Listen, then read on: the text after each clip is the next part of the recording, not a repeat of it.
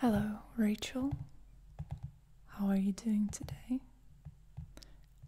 I hope you had a great start to your year and that you are ready to dive into this New Year's reading, which is going to be pretty much the same format as last year. So we're going to go with the 12 houses and 13th card just to use as a significator for the upcoming year, to tap into the general energies of what's coming up for you.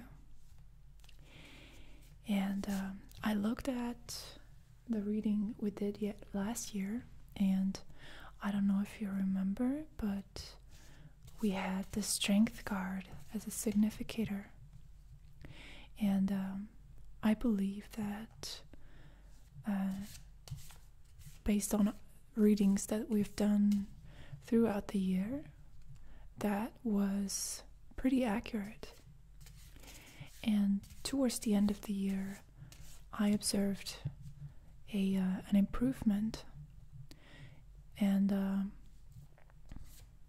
personal evolution that you were going through, that the Strength card describes perfectly.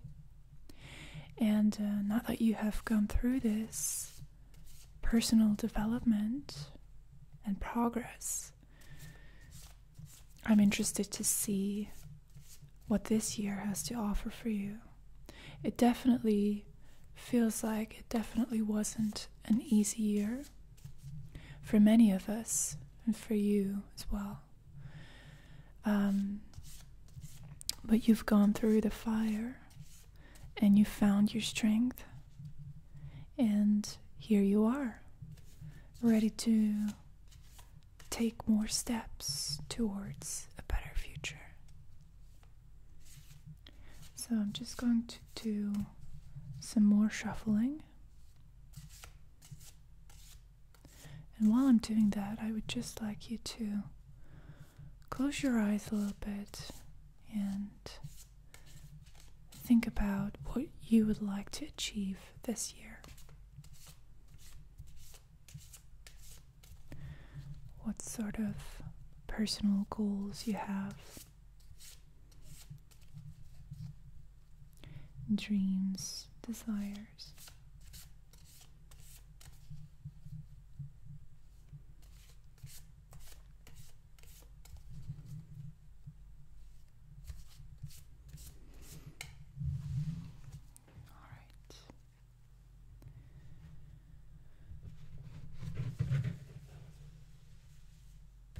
So let me just fan the cards a little bit. And so the first card, as I mentioned before, or the 13th, depending on how you look at it, is the significator for the year.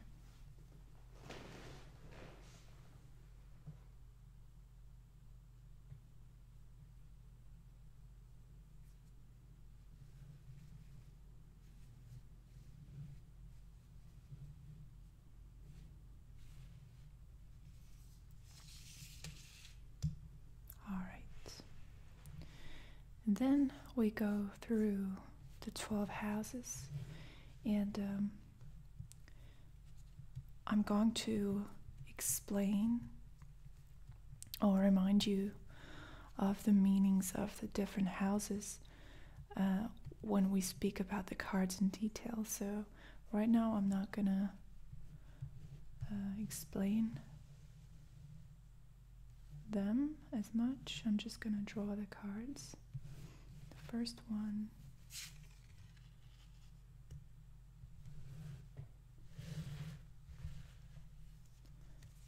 the second one,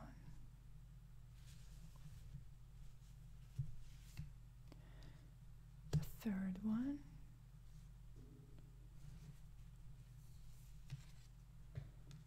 fourth house, 5th house.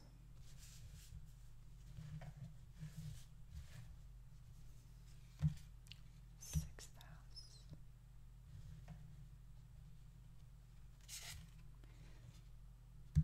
Seventh house.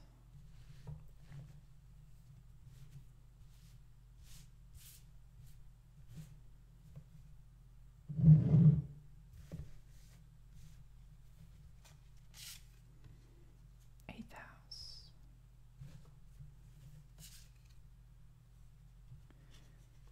Ninth house.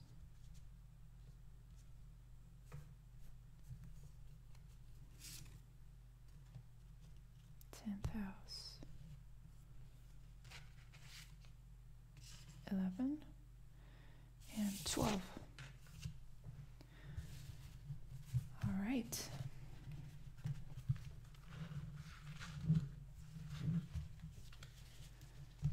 So let me just arrange the cards.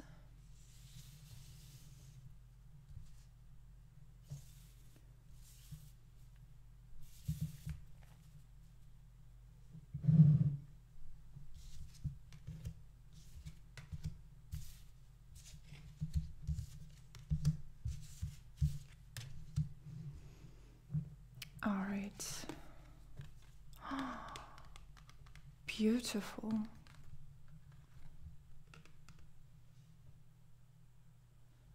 Let me just turn on the light so you can see better.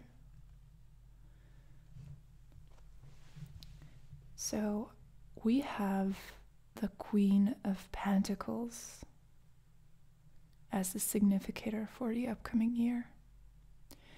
And that, right off the bat, is telling me that the year is going to solidify all of the changes that you have put effort into, all this personal development that you have gone through.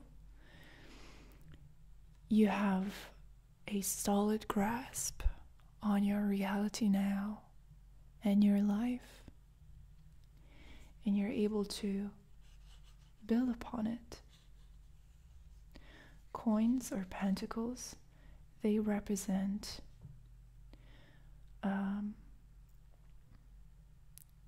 the earth element. And so the Queen of Earth is the queen of the material realm. And if I'm not mistaken, you have had some problems with your health and just some problems with that element in general. Let me try to adjust the light in some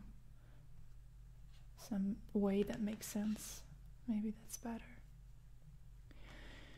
So I had the feeling that you've had, because of your relationship troubles and your trust issues, it turned into a psychosomatic issue, almost.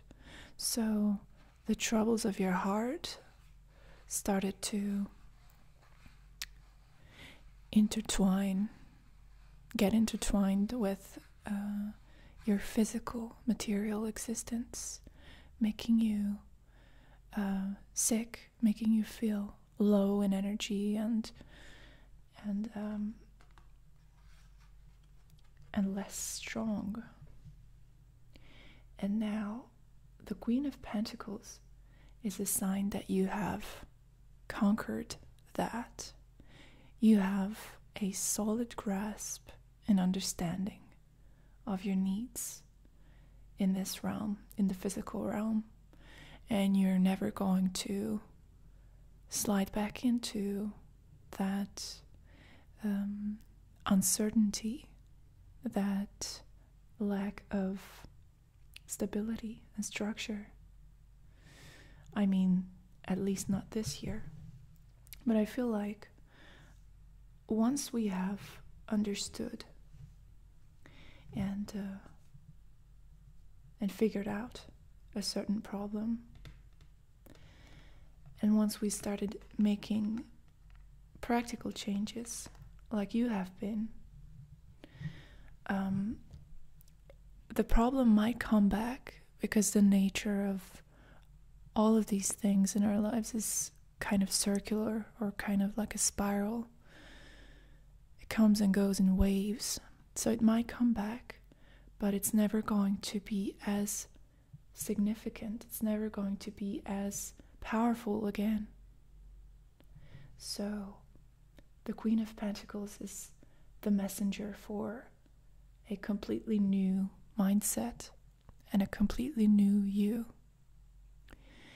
A person who's generous, and she can be, because she has a lot, and she realizes that she has a lot to give. And she's content. I think that's an important thing about the Queen of Pentacles, is that she is satisfied. That doesn't mean that she is stagnant, but she's just look at her, how confident and how settled she is. I think that's another good way to describe it. So that's a very good thing, Rachel. That's a really good sign. All right, let's see the houses. First house, 5 of Cups. Second house, 5 of Wands. Third house, 4 of Swords. Fourth house, Hierophant. Okay. Fifth house, 9 of Coins. Sixth house, 4 of Wands. Seventh house, 3 of Swords. Eighth house, 2 of Cups. So far, we mostly have minor arcana cards. We only have one major arcana card here. Ninth house, Ace of Cups. Interesting. All right. 10th house, the Hanged Man. So on this axis, we have 2 major arcana cards. The axis of home and career. 11th house, 10 of Swords. And the 12th house, we have Death. Okay, that's strange. So we have 3 major arcana cards. We have 1, 2 Wands cards, 1, 2, 3 Swords cards, and Cups, 3 again, and some Pentacles as well. So let's dive into it. I know you can't see all the cards, and I'm sorry. I'm just having a hard time arranging my equipment in a way like I used to. Like I said, I told you that I moved to a new apartment, and I'm still figuring this out. So anyway, I'm gonna show you all the cards up close anyway. So this reading type is interesting because you can see a lot of connections, and another way to think about it is in terms of opposites or axes. So this is one axis of self and other. Now on this axis we have some challenges, definitely. So having the Queen of Pentacles does not mean, like I said, that you grow stagnant, that there's no room for development. But it does mean that now you have a baseline security, a baseline confidence in yourself and in the world that does not allow you to sink. So just keep that in mind. because I can see a lot of challenging cards actually. So it's not going to be an easy year again. But why would you want to have an easy year, in all honesty, when our existence and the point of our existence is to know suffering and to know hardship and to overcome it. So I'd like you to think about it this way, that even if there's some challenges coming your way, they are kind of blessings in disguise. Maybe if I arrange the cards this way, you can see them better.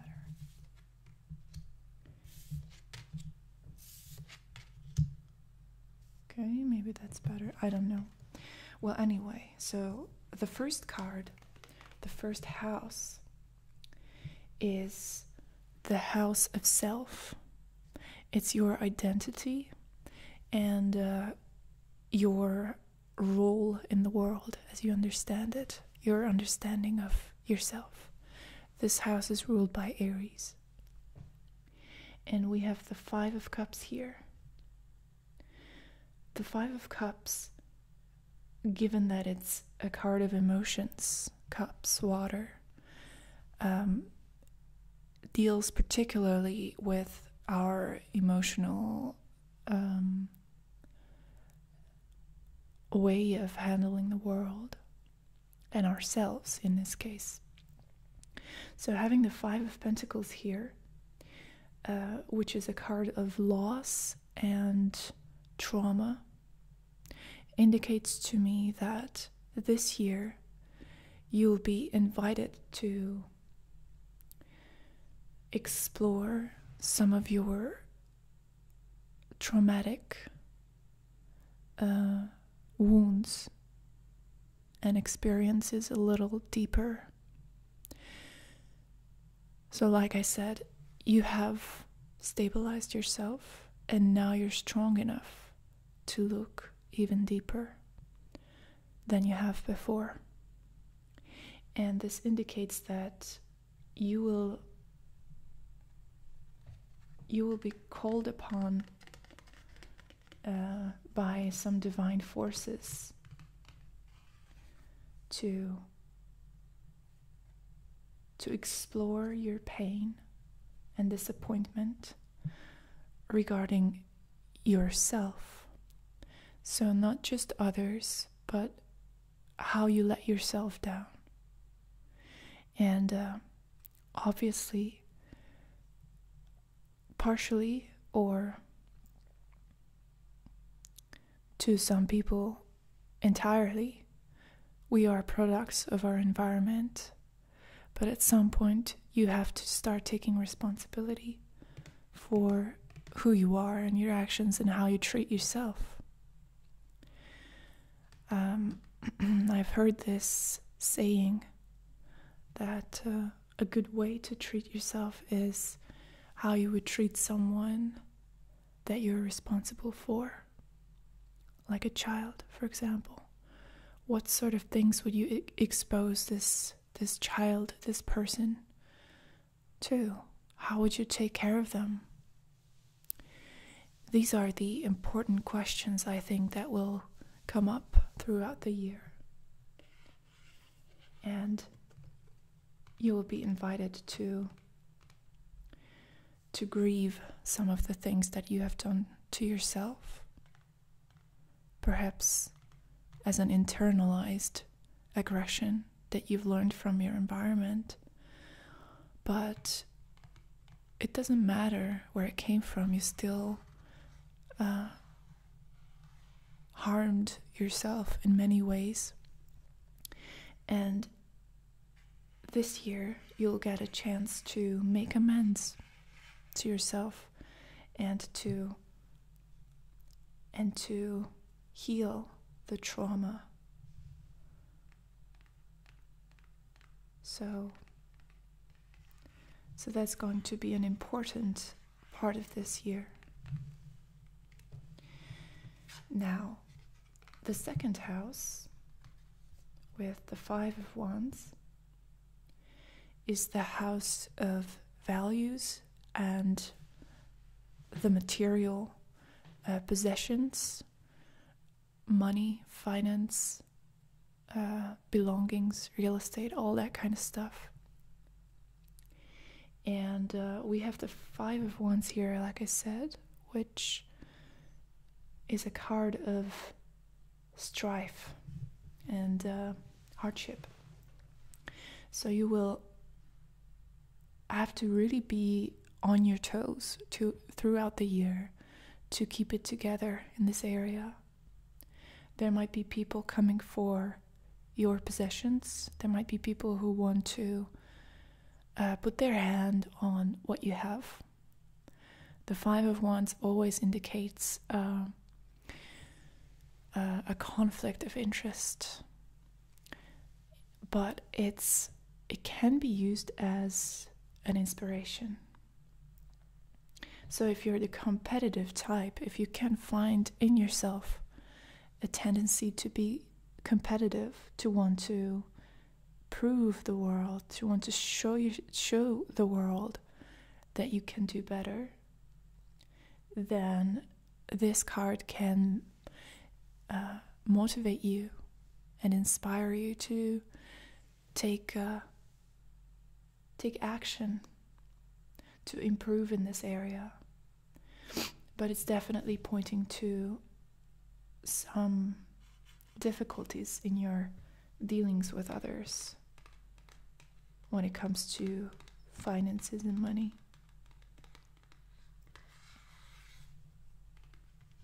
So just be aware of that and try to make sensible decisions, and try not to be too influenced by others. The best way is what you think. So there's also a sense of being influenced by others in a not so positive way. The third house is about communication. Writing. If you like writing, this could be an important card for you. If you ever do public speaking, or if you have a business, this is also the house of business and acquaintances. So not exactly friends, but people who you are in a daily relationship with. And we have the Four of Swords for this house, which indicates detachment. So you're not interested in small talk. You're not interested in impressing others or influencing others that much either. Your communication is kind of withdrawn and aloof and hard to understand by your environment. And but that's not necessarily a bad thing, because you can use this time instead of expressing yourself, because this is a very passive card. Instead of expressing yourself, you can use this time to delve deep within your thoughts and perhaps the ideas of others, and explore these worlds as if you were scuba diving, and come up with some sort of treasure. So the Four of Swords is always swords. They represent the mind, obviously, so this is a good combination in that regard. But it's not an active card. It's not an assertive card. So don't put yourself under that kind of pressure this year necessarily, because you're not that inclined to express yourself in very obvious ways. You're more interested in exploring your own mind and the minds of others.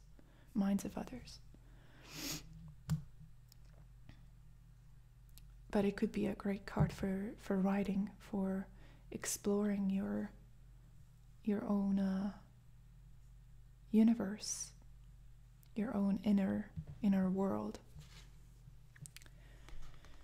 The fourth house represents the home. And by home, it depends on what your definition of home is. It could be your family. If family is important to you, this could be a family card. If you live alone, this is your environment and your house, what you surround yourself with, people you surround yourself with, and the feeling of home and security. This house is ruled by Cancer.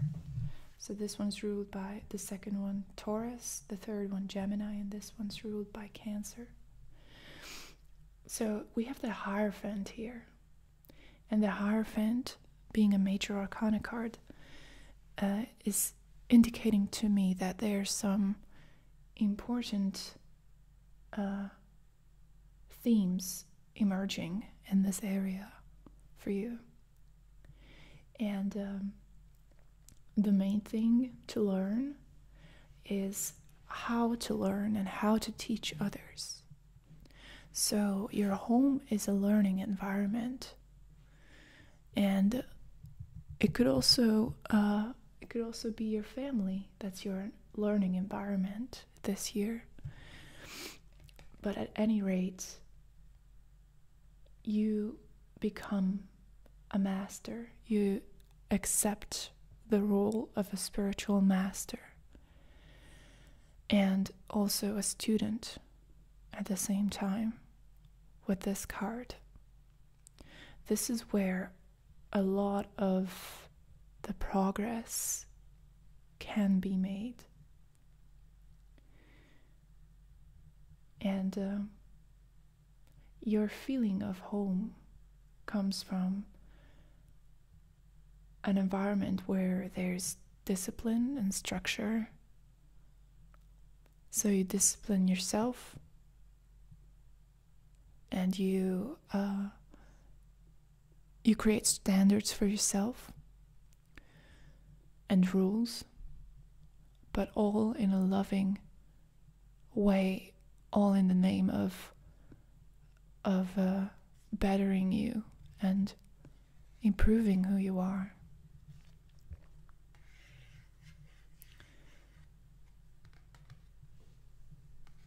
The fifth house, House of Leo, represents your creativity, your sexuality, your love for life, your basic motivation. And we have a lot of strength here. And this card, the Nine of Pentacles, connects with the Queen of Pentacles, because they obviously come from the same suit. So there's a power couple here. And the Nine of Pentacles represents independence. And so what you're invited to do here is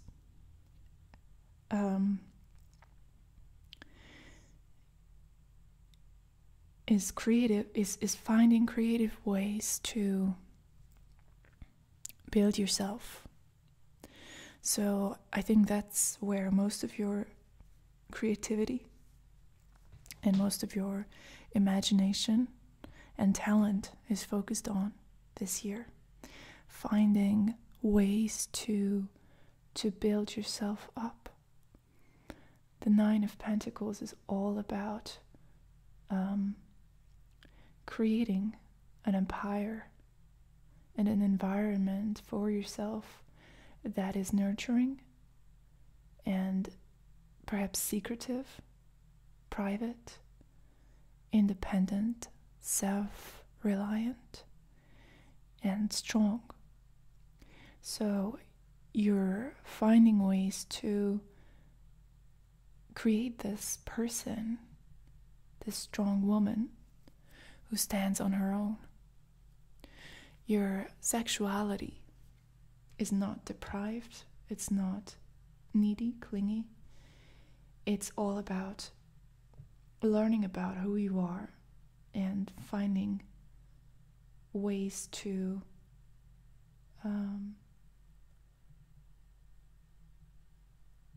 please yourself, to find pleasure for yourself. So I think that's a complete change of direction in this area. The 6th house, ruled by Virgo, represents everyday tasks, routines, the basic structure of your life, also health as well. Bureaucracy, everything that repeats itself on a daily basis or a semi-daily basis. All those things all those details that we need in order to have our lives together.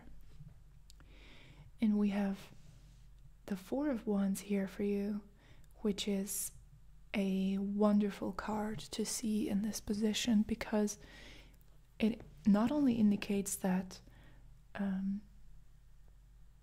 these 6th house activities are going to bring you joy, which I would say is quite rare, but it also indicates that you're supported by others in these realms. So it's not going to be a drag. It's not going to be anything that's holding you back. This part of your life is easily managed this year, and just flows really smoothly. And you can always count on others to help you out if you get stuck. The 4 of Wands is the card of inclusion. It represents a union of souls dancing together, and just the celebration and the relief and the happiness of having kindred spirits to travel with us, to take the journey with us. And it's also a good card for health. It's reinvigorating. It's a vibrant card. So that's very good. Now, the 7th house represents our other relationships. And what I mean by that, significant others. And it depends. If you're in a relationship, which I believe you told me that you have a new relationship, that you've started one recently, then that's the big other. If you're not in a relationship, then this card represents the world as your counterpart, the outside world, and how you appear in this outside world context. So the 3 of Swords, again, your mentality, cognitive processes, thinking, and analytical approach. The 3 of Swords in this position is suggesting to me that there's some difficulty in this area, letting go of your mind and what your mind is telling you. So how you're perceived by the other, as I explained, this other can be all kinds of different entities. Could also refer to a friendship. But the meaning of this card in this context is worrying and anxiety, and possibly being hurt by others. I think the image is pretty self-explanatory with the swords going through the heart. But the thing is, with this card, it's not cups, it's swords. But again, looking at the axis here, the 1st and the 7th house, creating an axis of self and other, I can see how from this 5 of Cups work there might arise some doubts and some difficulties accepting others or trusting others. So just know that this is some sort of internal work that you're doing that is manifesting in your relationships. So, and it's not as significant as it might seem, because these are minor arcana cards, so there's a temporariness to them.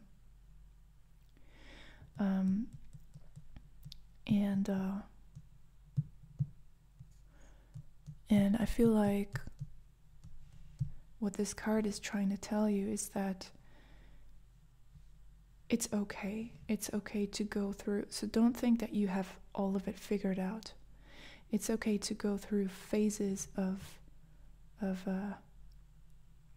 heartache and trust issues and hurt and being offended and stuff like that. It's not a problem.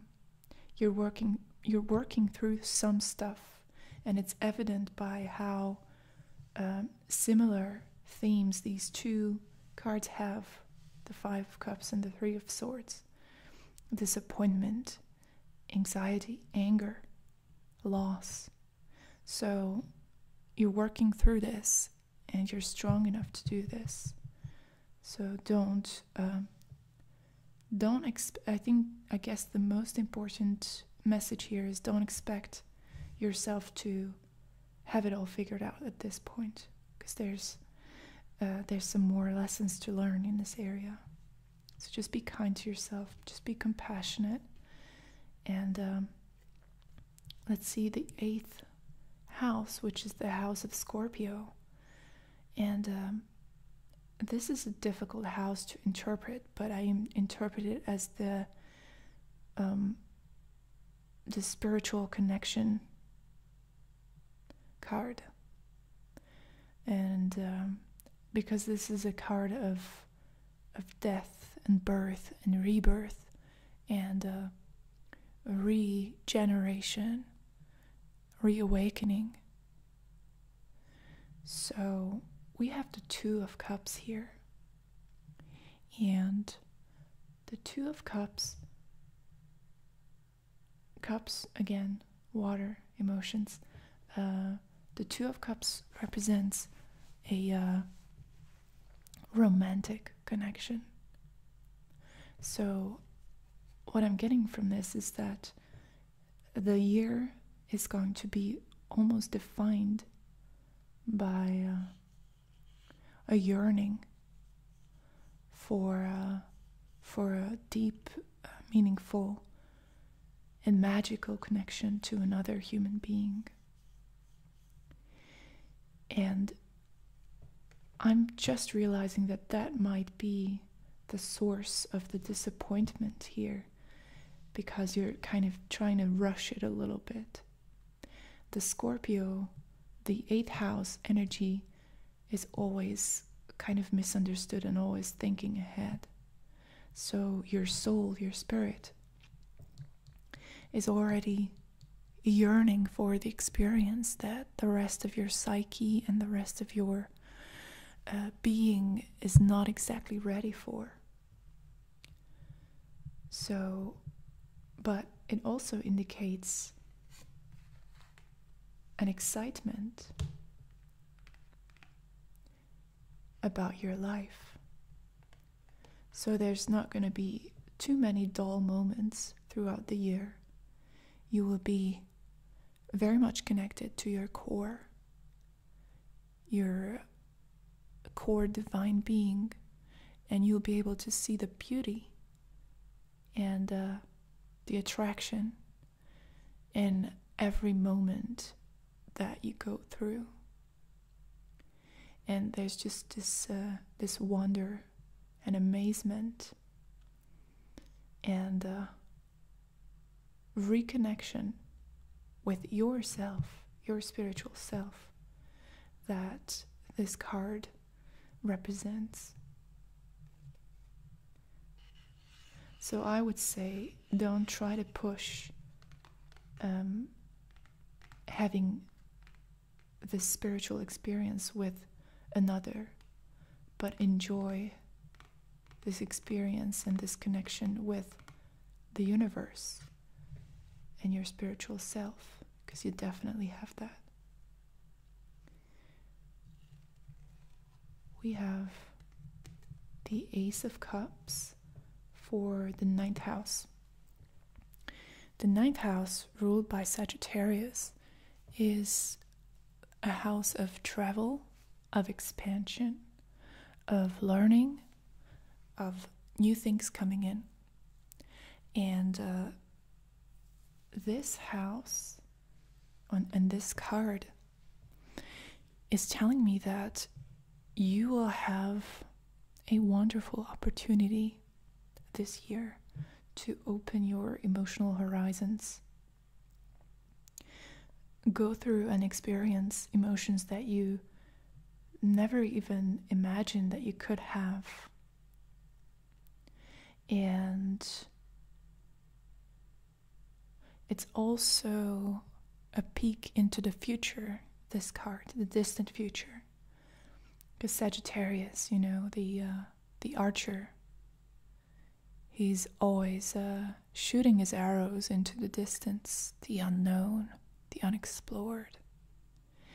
And the Ace of Cups is telling me that you're traveling towards an emotional cracking, almost like the cracking of an egg. And you're being prepared for this.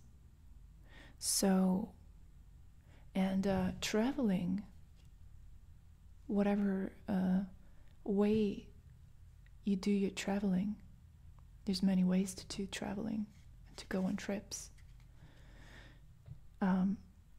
can be a great agent, a great inspiring force in this transformation for you. Now, career-wise, the 10th house, house of Capricorn, we have the Hanged Man here.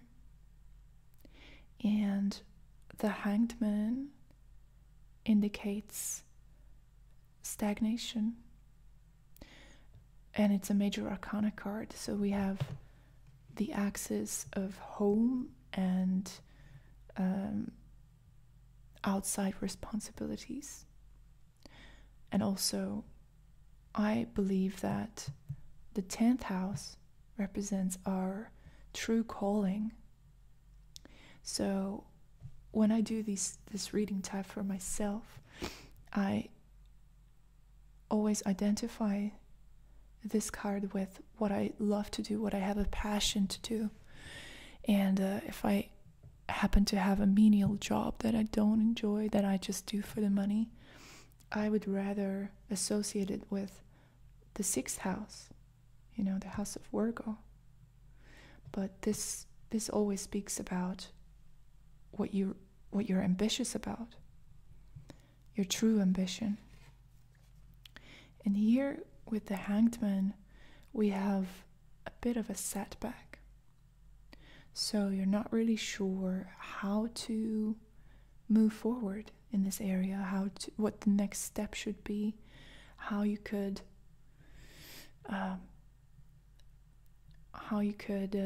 develop in this area.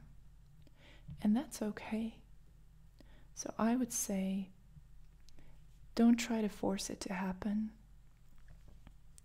You're being put in a position where you're observing your world upside down. And you have a different perspective than anybody else around you.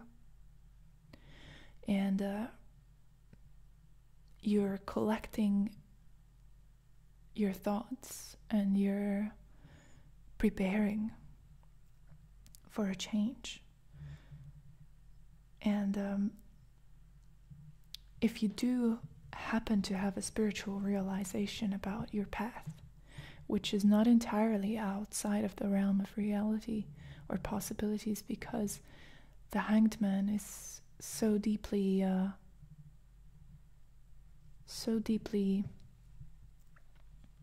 spiritually inclined, having this sacrificial element. If you do have some sort of a realization, just be aware that if you go with it, like I said, it's going to require of you to make a sacrifice. You might see your entire life in a different context, in a different way after it. And you might feel called to do something very, very different than what you used to do. But I also kind of feel like you're lacking the energy to follow through. And I'm just here to say that that's okay. Don't push it. It's fine. Your real learning curve this year is here, the home. So this is where you can make the most progress. Don't try to necessarily force it to happen in the 10th house. The 11th house is the house of society, your community, your friends, people who surround you.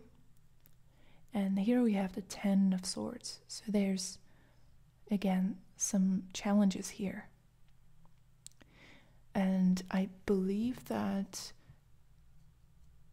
these two cards, the 3 of Swords and the 10 of Swords, they both point to a lack of trust and a lack of bigger perspective. And I'm just noticing that all 3 of these houses, Gemini, Libra, and Aquarius, which are all air signs, and these houses, they all have swords in them. So you're really experiencing the airy qualities of these air-based houses, and not in a good way. So the mental side of things is really interfering with your interactions with others. So the 10 of Swords is indicating to me that you're going to reach rock bottom in this area, meaning that you will encounter experiences and fears that will take you to dark places regarding society and, like I said, your community. So there's a feeling of aloneness, but on the counter axis, having the House of Leo and the 9 of Pentacles is suggesting to me that that's happening for a reason. You're being shown by the universe that you're not supposed to follow. You're supposed to lead, and you're supposed to build your life for yourself and not wait for people to accept you. The 10 of Swords is telling me that if you try to please society, if you try to please your circle of friends or people who you hang out with, you will get burned. And that's not what you're supposed to do. You're supposed to focus on the 9 of Pentacles tendencies here. And finally, the last card, the 12th house, House of Pisces, the house of subconscious in the house of dreams and things above or beyond our mundane reality, we have the Death card, a major arcana card. So everything that's happening to you right now is in essence a subconscious death. So a death and a purification of your subconscious mind.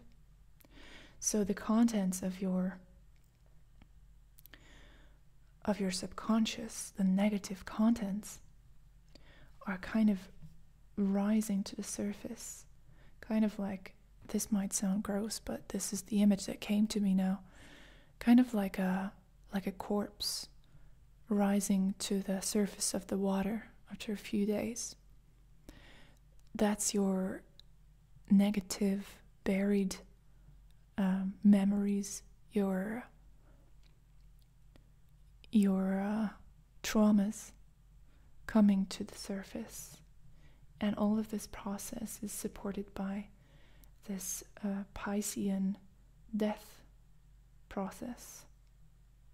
And believe it or not, this is a good card, because it's like a purge. It's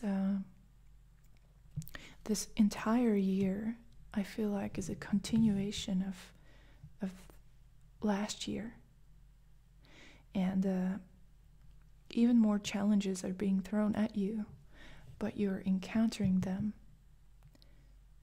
and you're counteracting with them or interacting with them from a different level.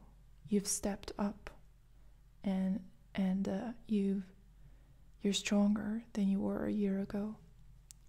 And so pretty much a lot of the troubles remain the same, but you have a different perspective on them. And the ego death is finally happening. The death of these subconscious blockages is finally happening. So have a great year. Be prepared. It's not going to be a smooth ride, like I said, but it's going to take you even closer to ultimately understanding who you are and becoming stronger. So I hope you enjoy this reading. Good luck with all of this. Thank you for all of your support, and I hope to see you in my next video, which is going to be, I guess it's going to be the palm reading, so that's going to be interesting. Bye bye.